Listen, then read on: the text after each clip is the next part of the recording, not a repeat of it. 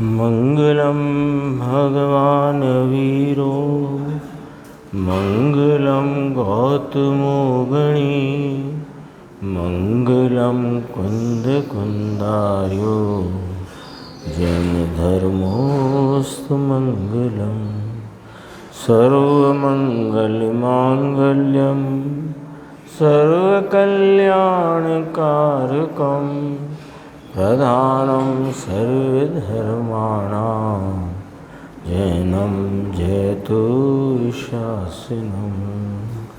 मैं नमो तीर्थनायक को, नमो ओंकार वाणी को, नमो उन कुंद प्रभु को जिन्होंने ओंकार धारण की।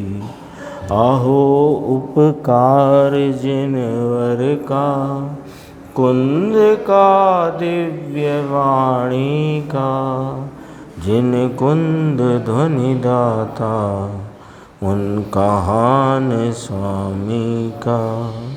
नमियूण जिणम वीरम अनंत वर्णानदंसण सहावम भोक्षामिणीयम सारम केवली शुद्ध केवली फणिदम। अपने स्वाध्याय के क्रम में नियम सार के शुद्ध उपयोग अधिकार की 168 गाथा चल रही है और अभी जो सीढ़ी प्रवचन सर्व विशुद्ध ज्ञान अधिकार समय सार परमागम का, उसकी 13 गाथाओं का यहाँ पर स्वाध्याय गुरुदेव श्री के माध्यम से जो अपन सीडी सुन रहे थे। विषय तो बहुत ही गंभीर है और इसका प्रतिपादन आचार्य भगवान ने बहुत ही सूक्ष्मता से किया, जिसका स्पष्टीकरण गुरुदेव के माध्यम से अपने पास बहुत अच्छे से आ गया है। और आज जो भावार्थ पर चर्चा चली उसमें यह बात को और भी संक्षेप में और सरलता से यहाँ पर बताया गया है। देखो थोड़ा सा अपन इसमें से देखते हैं। 44 नंबर पेज पे शुरू हुआ है भावार्थ, बस एक पंक्ति पढ़ेंगे फिर आगे बढ़ेंगे। ये है ना, कितने ही जैन मुनि भी, यानी ये जितनी चर्चा है अपने को ऐसा लगे कि ये तो किन्हीं और की बात है।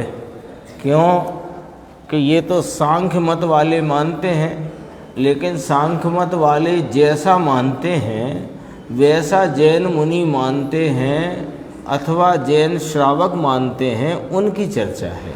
क्यों कि जिनवाणी के कोप का या जिनवाणी की विराधना का अथवा जिनवाणी के प्रति अपराध का भय सांख्य को क्यों होगा? इसका भय तो जैन को है। तो उसके संदर्भ से यहाँ पर चर्चा है। देखो, कितने ही जैन मुनि भी जैन साधु नाम धरा कर के भी श्यादवाद वाणी को बराबर नहीं समझ करके, तो जिनेन्द्र परमात्मा की वाणी में कहा कि यह आत्मा रागादि विकारी भावों का कथनचित करता है, तो उसने उसमें कथनचित कर्तापना लिया और मानते इस प्रकार हैं कि जीव का सोना जागना, 4 गति में देवगति, नरक गति, पशु गति आदि में आना जाना, जो कुछ भी है वह तो कर्म कराता है और आत्मा आत्मा को करता है। इस प्रकार कथनचित कर्तापना वह सांख्य की भांति घटित करते हैं। इसमें अपन जो थोड़ी सी चर्चा है वो देखते हैं। देखो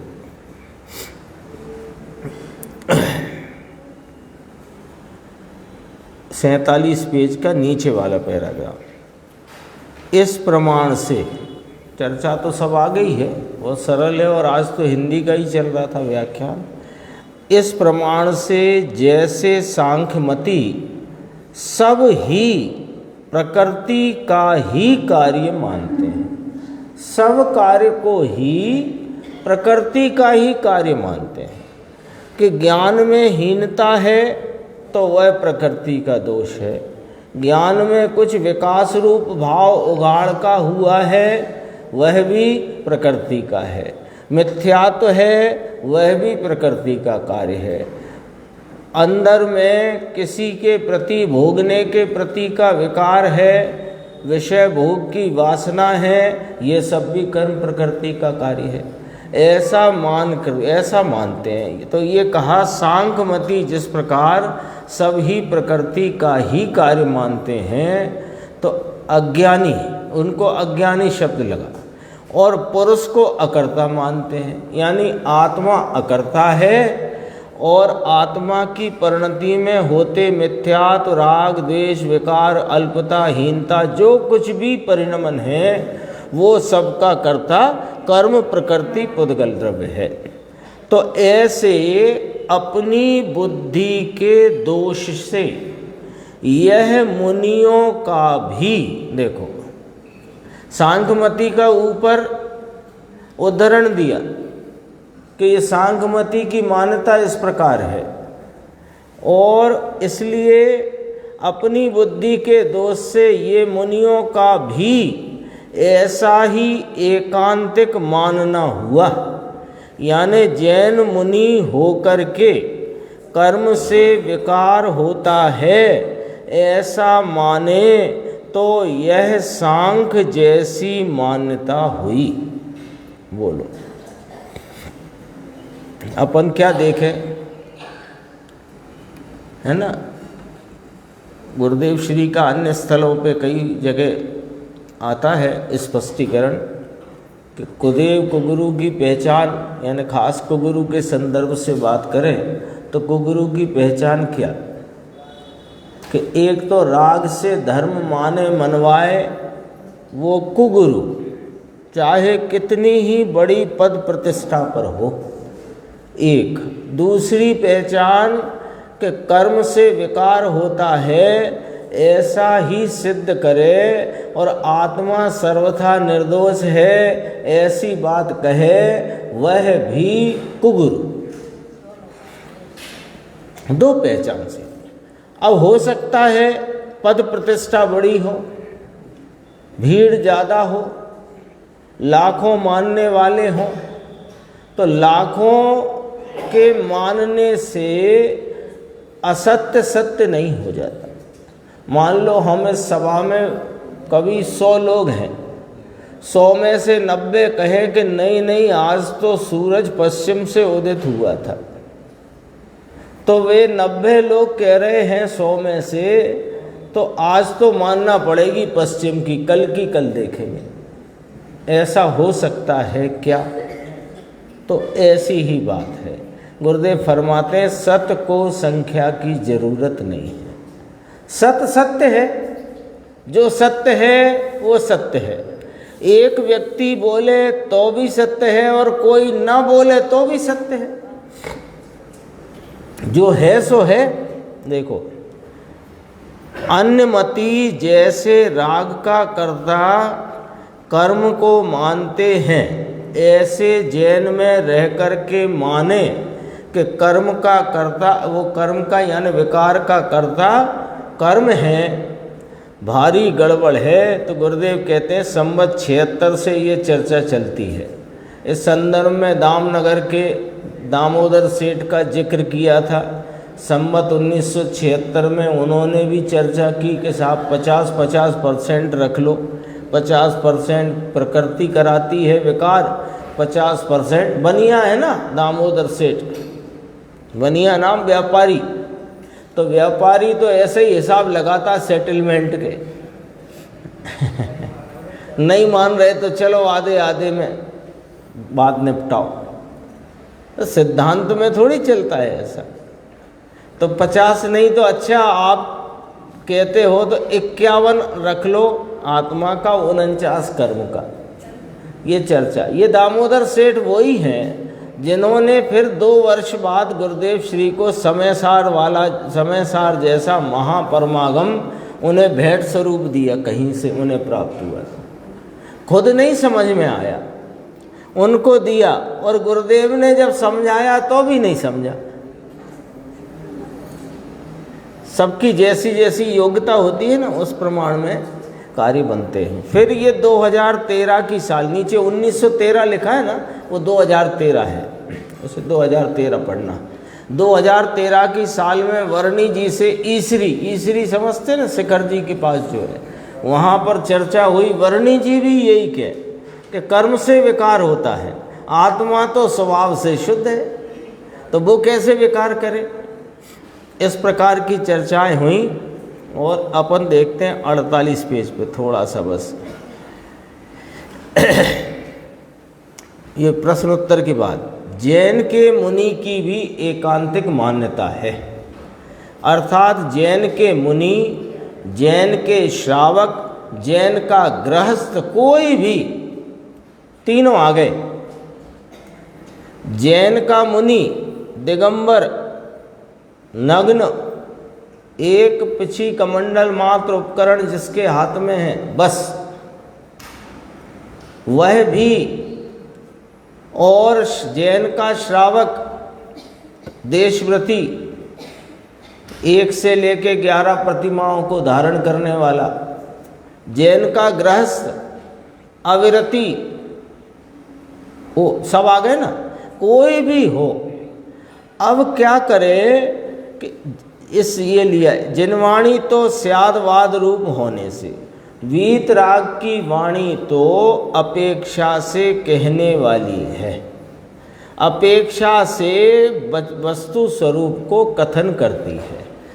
विकार होता है ये भी अपने से होता है, तो भी कोई समय ऐसा कहें जिनवाणी कि कर्म से हुआ, और कोई समय कहे कि आत्मा से हुआ, ये उसकी स्यातवाद रूप स्यादवादी शैली है।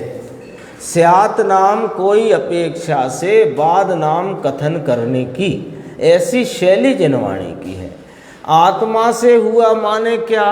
आत्मा ही उस रागादि विकार से पर कारकों की अपेक्षा बिना निरपेक्ष पने उस जन्म क्षण में उस काल के होने योग परिणाम में योग्यता प्रमाण में परिणमा है। ये भी जिनवाणी कहे। और कभी जिनवाणी कहे कि जीव के जो मिथ्यात्व राग देश विकार हैं, इसमें ये दर्शन मोहिनी आदि अथवा चारित्र मोहिनी आदि प्रकृति का कार्य है, जीव का नहीं। कभी जिनवाणी ऐसा भी कहे।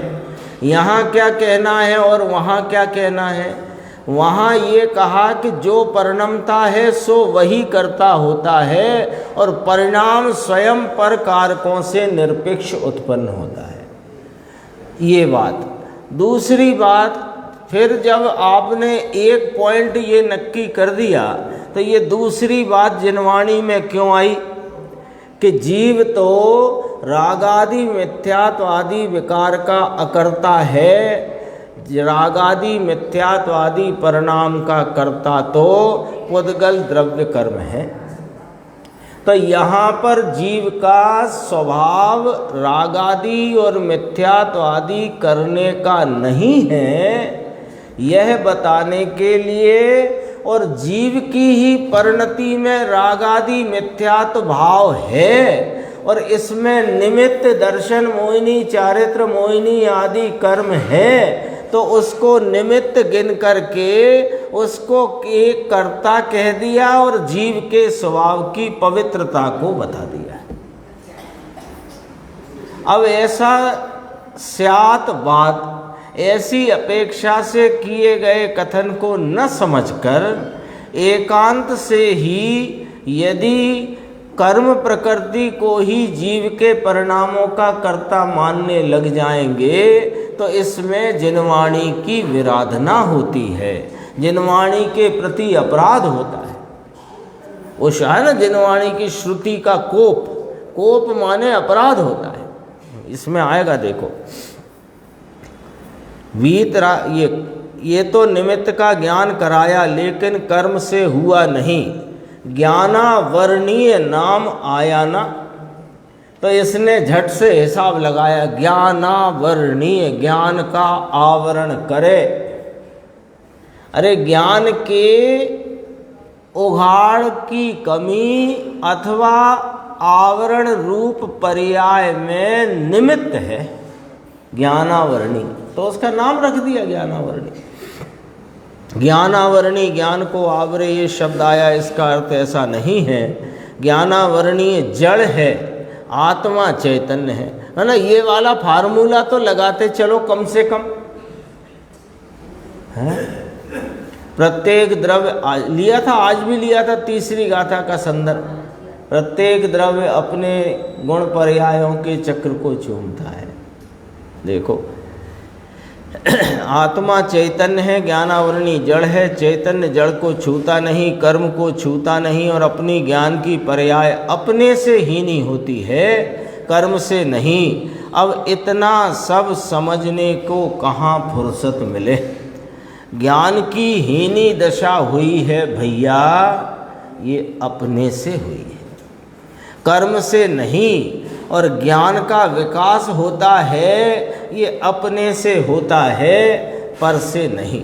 ये सब चर्चा इसमें ली। इसमें फिर ये भी बात आई थी कि जिनवाणी के कोप के भय से विवक्षा पलट करके कहता है कि भाव कर्म का कर्ता तो कर्म है। अब कर्ता कैसे माने कि कर्ता ऐसा करते हैं भैया, आत्मा आत्मा को करता है, यही मान लो तो कम से कम जिनवाणी का कथनचित कर्तापना अपने को स्वीकार हो जाएगा और जिनवाणी के अपराध से हम बच जाएंगे। ऐसा भी मानना, यह भी देखो लिखा है 49 पेज ऊपर है, अपने आत्मा का अर्थात आत्मा का कर्ता आत्मा है। फिर नीचे बोल्ड अक्षर, ये इस प्रकार हम आत्मा को कथनचित कर्ता कहते हैं, इसलिए वाणी का कोप नहीं होता। तो भैया यह उनका कथन भी मिथ्या ही है। ये सब चर्चा आई थी। अभी भावार्थ की इस संबंध में चर्चा कि आत्मा आत्मा का ही करता है, ऐसा मानना यह भी मिथ्या बात है। इसकी चर्चा कल के व्याख्यान में अपने को गुरुदेव से सुनने को मिलेगी। तब अपन उसकी चर्चा जो मुख्य होगी उसकी भी अपन चर्चा करेंगे। और गाथा 168 शुद्ध उपयोग अधिकार नियमसार परमागम, उसमें अपना थोड़ा विषय है, उसको देख करके फिर अपन आगे के कलश की तरफ चलते हैं। पेज 183। कल अपन ने अर्थ पर्यायों की चर्चा आई थी। यानी गाथा का विषय इस प्रकार लिया कि चेतन के गुण चेतन होते हैं, अचेतन के अचेतन रूप होते हैं, मूर्त के मूर्त रूप होते हैं, अमूर्त के अमूर्त रूप होते हैं, है ना। तो ये गुणों की बात करी। द्रव्य है ना, जगत में जाति अपेक्षा 6 प्रकार के द्रव्य हैं, संख्या से अनंत हैं। वे द्रव्य गुण पर्याय स्वरूप हैं। तो चेतन अचेतन मूर्त अमूर्त, तो ऐसे चेतन के गुण चेतन, अचेतन के अचेतन, मूर्त के मूर्त, अमूर्त के अमूर्त, ये गुण की बात करी। पर्यायों के संदर्भ से बात आई थी तो अर्थ पर्यायों की बात आई। अब व्यंजन पर्याय की बात लेते हैं, है ना। तो अर्थ पर्याय जो कहीं वो 6 द्रव्यों को साधारण है, यानी जाति अपेक्षा 6 द्रव्य जो हैं, जीव, पुद्गल, धर्म, अधर्म, आकाश और काल, ये 6 ही द्रव्यों को अर्थ पर्याय हैं और उनका एक ही प्रकार का स्वरूप है जो कल अपन ने चर्चा में लिया। अब व्यंजन पर्याय है, ये इसकी बात जीवों की मुख्यता से यहाँ पर बात करते हैं। देखो अब यहाँ तो ये आया 4 पंक्ति छोड़कर पेज नंबर 183। व्यंजन पर्याय 5 प्रकार के संसार प्रपंच वाले जीवों को होती हैं। नारकी, मनुष्य, देव आदि को होती है, सिद्ध को नहीं होती। यहाँ पर ऐसा लिया गया है। समझ में आई बात। व्यंजन पर्याय वो स्वभाव व्यंजन पर्याय है सिद्ध भगवंतों को, क्योंकि प्रदेशत्व गुण है तो उसकी पर्याय ना होए, ऐसा होता नहीं। लेकिन यहाँ संसार की अपेक्षा से यहाँ पर व्यंजन पर्याय की चर्चा की तो नारकी, मनुष्य, देव, त्रियंच इनमें ले लिया, सिद्ध को न लिया।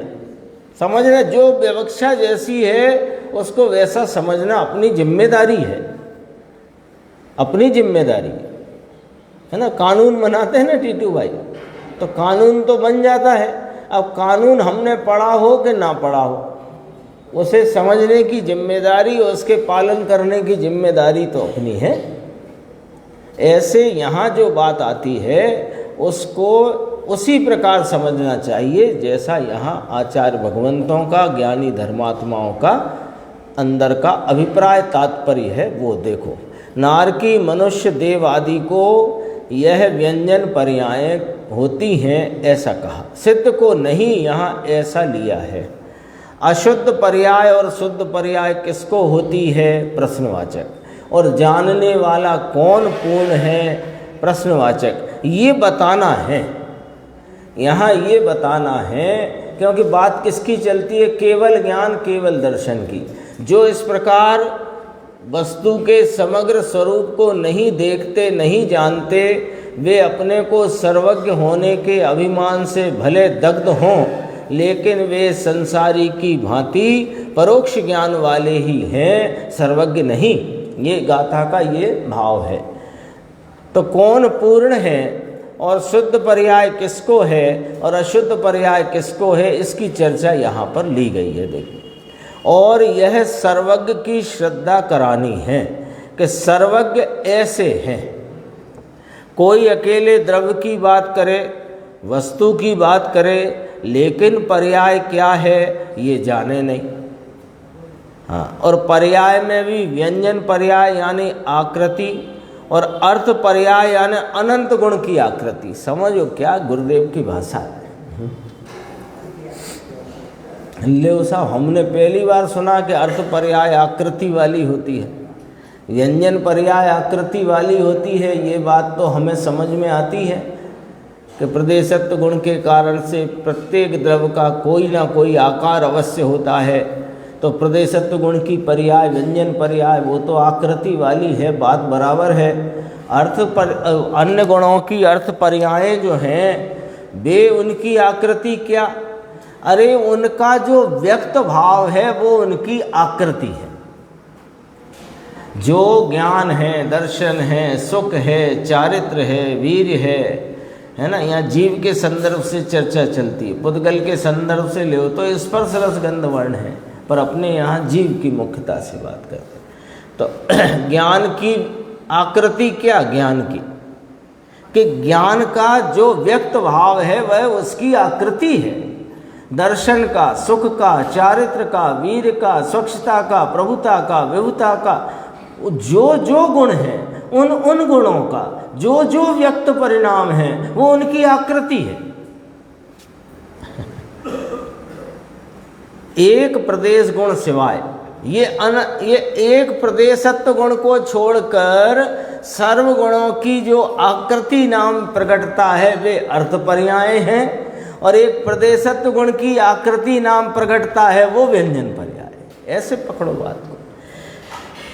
इस कारण से ये मुनिराज कुंद आचार्य स्वयं कहते हैं अपने लिए पुस्तक बनाई है, ग्रंथ ये अपने लिए लिखा ना, निज भावना के निमित्त से मैं इस ग्रंथ की रचना की है। इसमें ये कहा कि सर्वज्ञ कैसे हैं, तो कहते हैं भैया ये साधारण बात नहीं है। प्रभु एक समय में 3 काल 3 लोक और जिसकी अवस्था व्यंजन आकृति उसकी उस रीति से, और जिसका व्यंजन नहीं यानी साधारण क्षयों द्रव्यों को होती अर्ध पर्याय है, उनको उस रीति से केवली भगवान उस रीति से जानते हैं। अब ऐसा कोई समय बाँचा ना होए, सुना भी ना होए। नीचे 4 पंक्ति छोड़ के, ये नर नारकादि व्यंजन पर्याय 5 प्रकार के संसार प्रपंच वाले जीवों को होती हैं।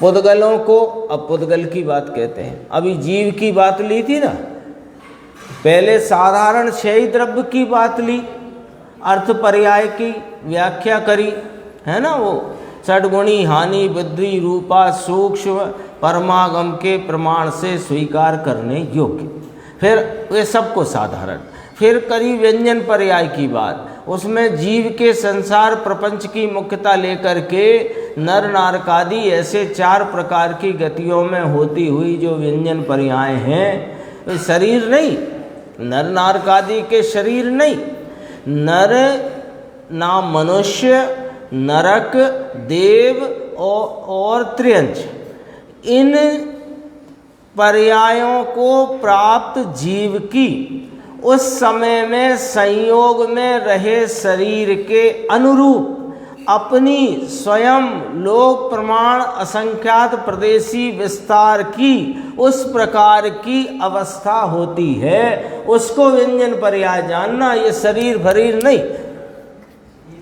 गति भी वास्तव में शरीर से संबंध नहीं रखती है, वो तो उस समय में जीव का नर, नरक, देव, त्रियंच आदि रूप जो स्वयं का परिणाम है, कैसा विभाव रूप परिणाम, उस गति की योग्यता रूप परिणाम, उसे गति कहते हैं। उस शरीर की प्राप्त अवस्था में जो असमान जाति द्रव्य पर्याय दिखती है, इसे गति नहीं कहते।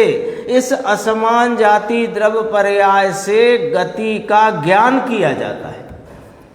समझ गए निर्देश भाई बात, है ना? जैसे अभी अपन मनुष्य है, तो ये मनुष्य है, तो ये शरीर, दो पैर खड़े, दो हाथ, दो आंख, इस प्रकार का जो बनावट है, ये शरीर के निमित्त से इस समय जीव की कौन सी अवस्था है, गति रूप कौन सी अवस्था है, तो गति रूप विभाव परिणाम जीव का मनुष्य गति की योग्यता का है। गति शरीर के संयोग को नहीं कहते हैं, गति जीव के परिणाम की, विभाव रूप परिणाम की अवस्था को कहते हैं। इसलिए इसी प्रकार व्यंजन पर्याय की जो बात कही, तो व्यंजन पर्याय जीव का अपना विस्तार है, उसकी अपने असंग प्रदेश अमूर्तिक है ना। जीव की व्यंजन पर्याय मूर्तिक होगी कि अमूर्तिक? पक्की बात है ना, अमूर्तिक होगी। तो अमूर्तिक है वही व्यंजन पर्याय है, ये तो इससे ज्ञान किया जाता है वर्तमान अवस्था का। अब आगे बढ़ती है बात। पुद्गलों के स्थूल स्थूल आदि स्कंद पर्याय होती हैं। पुद्गलों की अर्थ पर्याय तो आगे आ गई, जो चर्चा आई थी सर्व छह द्रव्यों के साधारण अर्थ पर्याय। अब इसकी पुद्गलों की ली गई, तो इसमें स्कंद पर्याय ली, स्थूल स्थूल, स्थूल स्थूल, सूक्ष्म सूक्ष्म स्थूल, सूक्ष्म और सूक्ष्म सूक्ष्म, ऐसे करके भेद आते हैं ना उसके। ये शरीर आदि बाहर ये दिखता है ना, ये सब ये पुद्गलों की स्थूल जाड़ी आदि स्कंद पर्याय है। ये दिख रहा है, ये दिख रहा है, ये दिख रहा है। और धर्मादि चार द्रव्यों के शुद्ध पर्याय होती हैं। धर्मादि, धर्म, अधर्म, आकाश और काल, इन द्रव्यों के शुद्ध पर्याय। धर्मास्ति, अधर्मास्ति, आकाश और काल, इनको भी शुद्ध पर्याय होती है। पर्याय में भी शुद्ध और अशुद्ध, अर्थ पर्याय और व्यंजन पर्याय किसमें हैं, और ये भगवान एक समय में सबको जाने ऐसी ताकत है, और ऐसी सर्वज्ञ की ताकत है, ऐसी सर्वज्ञ की श्रद्धा वाले को इस ताकत की श्रद्धा होती है। क्या शब्द पढ़ना जरा, एक लाइन दोबारा पढ़ेंगे चंद्रेश भाई। देखो अभी जितनी चर्चा आई, द्रव्य हैं, चेतन अचेतन, मूर्त अमूर्त, पूरा जगत आ गया, इसमें आ गया ना। उनके अनंत गुण हैं, चेतन के चेतन रूप, अचेतन के अचेतन रूप, मूर्त के कहो तो मूर्त रूप, अमूर्त से कहो तो अमूर्त रूप। ये गुणों की बात आ गई। सभी द्रव्यों को साधारण अर्थ पर्याय और संसार प्रपंच में रहे जीवों की व्यंजन पर्याय नर नारक आदि, पुद्गल की स्थूल स्थूल आदि जो पर्याय, और धर्मास्ति, अधर्मास्ति, आकाश काल, इनकी सब शुद्ध पर्याय। ये सारा विश्व का नक्शा या विश्व की सूची, नक्शा कहो कि सूची कहो, इन सब को एक समय में जो जाने वह सर्वज्ञ है। ऐसी सर्वज्ञ की जिसको श्रद्धा होए, उसको मेरी ताकत ऐसी है, उसको ऐसी श्रद्धा होती है। समझ में आई बात? दोबारा पढ़ो, देखो ऐसी, ये देखो, ये भगवान एक समय में सब जाने, ऐसी ताकत भगवान की एक समय में वर्तती, केवल ज्ञान केवल दर्शन की पर्याय की है, ठीक है। और ऐसी सर्वज्ञ की ताकत है। अब ऐसे सर्वज्ञ की जो ताकत है, यानी ऐसी ताकत, ऐसी सामर्थ्य वाले सर्वज्ञ, उनकी जिसको श्रद्धा होए उसको नियम से अपने सर्वज्ञत्व की श्रद्धा होती है। अब पलट करके, जिसको अपने सर्वज्ञत्व की श्रद्धा होती है उसको जगत में सर्वज्ञ भगवान की श्रद्धा होती है, और उनकी श्रद्धा में उसको यह बात की श्रद्धा है कि वे अपनी सर्वज्ञता में तीन लोग, तीन काल के सब द्रव्य गुण पर्यायों के समुदाय को प्रत्यक्ष जानते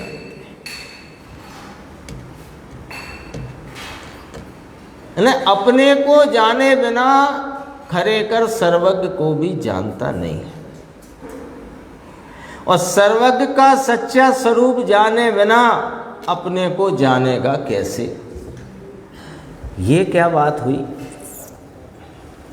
जैसा मेरा स्वरूप है वह यदि मैं अपनी पर्याय से देखता हूँ तो उसमें तो अल्पता, मलिनता दिखाई देती है ना।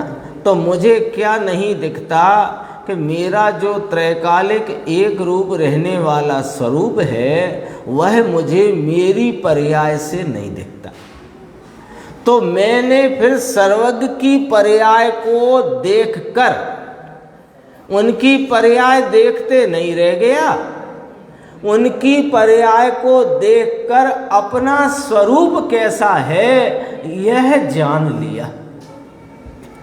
और जब यह जान लिया तो जैसा मेरा स्वरूप है उसका आलम्बन लेकर वैसा मानने से ही मुझे अपने सर्वज्ञता की और उनके सर्वज्ञपने की श्रद्धा हुई। ऐसा है मामला। पढ़ते पढ़ते, बोलते बोलते, सुनते सुनते, याद करते करते कुछ नहीं होने वाला है, कुछ नहीं होगा। आपके हाथ में सोना था, अब जानते नहीं सोना कैसा होता है। तो किसी ने कहा अरे आपके हाथ में तो सोना है, ये तो कीमती वस्तु है। अच्छा ये सोना है? कैसे कैसे कहते हो आप? कि देख लो ये सोना रखा है ना, ये सोना रखा है, इसका दाम 50,000 रुपये प्रति 10 ग्राम है, ये जो सोना रखा है। अच्छा तो ये रखा है वो ही मेरे हाथ में है, ऐसा विश्वास आते ही मुट्ठी कस गई। तो उस सोने का भी विश्वास हो गया और इस सोने का भी विश्वास हो गया। पता ही नहीं हो ना, बच्चे नहीं जानते हो सोना क्या होता है, तो कैसे पता लगता है कि वो प्रगट पर्याय पर से अपने स्वरूप का भान होता है। ये वाली बात कही। देखो अंदर में जाते हैं तो ये सर्वज्ञ आत्मा ही है, तो आत्मा ही ऐसा स्वभाव वाला है, इसके लिए यहाँ ये बात करते हैं 185 पेज पे। यह गुण पर्यायों से संयुक्त ऐसे वह द्रव्य समूह को जो वास्तव में नहीं देखता। देखो क्या देखना है?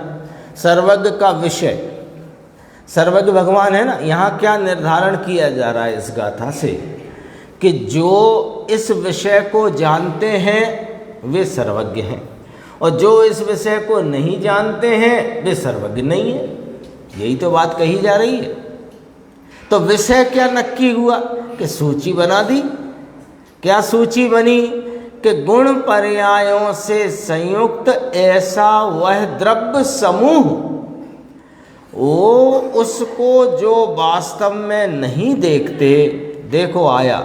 यह गुण पर्यायों से संयुक्त ऐसा वह द्रव्य समूह को जो वास्तव में देखते नहीं, उनको भले वह सर्वज्ञ पने के अभिमान से दग्ध होएं तो भी संसारियों की भांति परोक्ष दृष्टि है।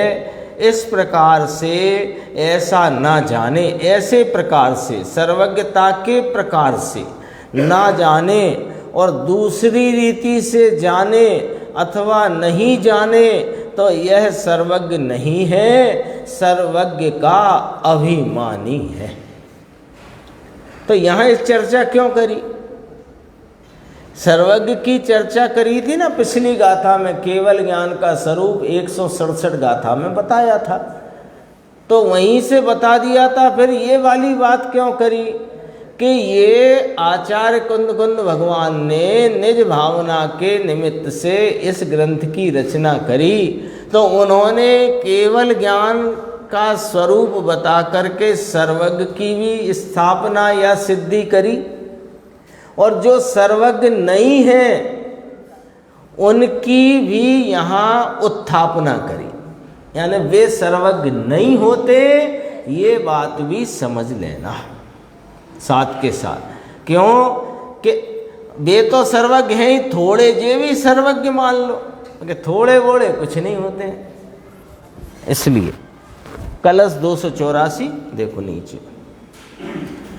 योनिव पश्यति जगत्त्रयम् एक दैव कालत्रयं चतुर्षा सकलज्ञमानि प्रत्यक्षदृष्टिरतुला नहि तस्य नित्यम् सर्वज्ञता कथमिह अस्य जडात्मना स्यात्। कहते हैं सर्वज्ञता के अभिमान वाले जो जीव शीघ्र एक ही काल में 3 जगत और 3 काल को नहीं देखते, उनको सदा यानी कदापि अतुल प्रत्यक्ष दर्शन नहीं है। वे जड़ आत्मा को सर्वज्ञता किस रीति से हो? जड़ आत्मा कहा उनको।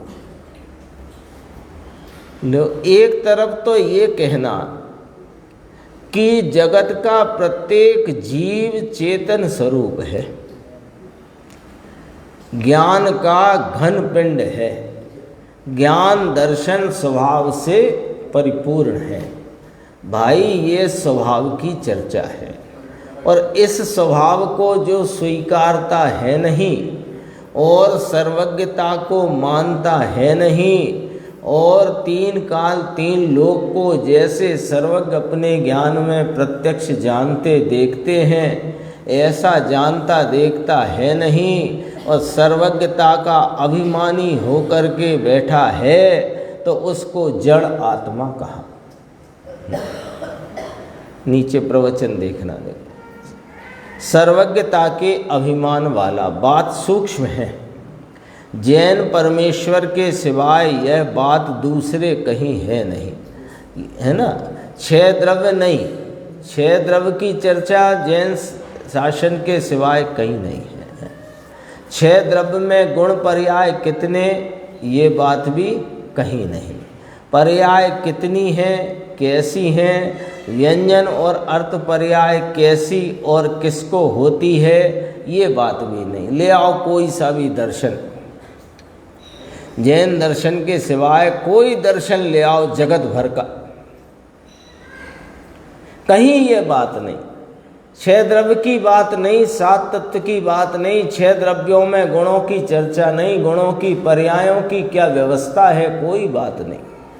पर्याय कैसी होती हैं, यही बात नहीं। श्वेतांबर तो काल द्रव्य को ही नहीं मानते, 5 मान के बैठे। अन्य जो दर्शन हैं वे 5 तत्व मान के बैठे हैं, जिनको हमने पुद्गल में डाला है वे पूरे पुद्गल को ही जगत मानते हैं। कहते नहीं है ना, अपने पास चिट्ठी विट्ठी आती रहती है ना, फलाने फलाने हमारे पंच तत्व में विलीन हो गए। अब ये चेतन पंच तत्व में विलीन हो गया, तुम्हारे पंच तत्व अग्नि वायु वायु ये सब, ये यानी कहना क्या है, देखो थोड़ी बात को समझना गंभीरता से। ये बात जगत और जगत के द्रव्य और उनकी गुण पर्याय स्वरूप व्यवस्था, ये वाली बात जैन दर्शन के सिवाय जगत के पर्दे पर कहीं नहीं है।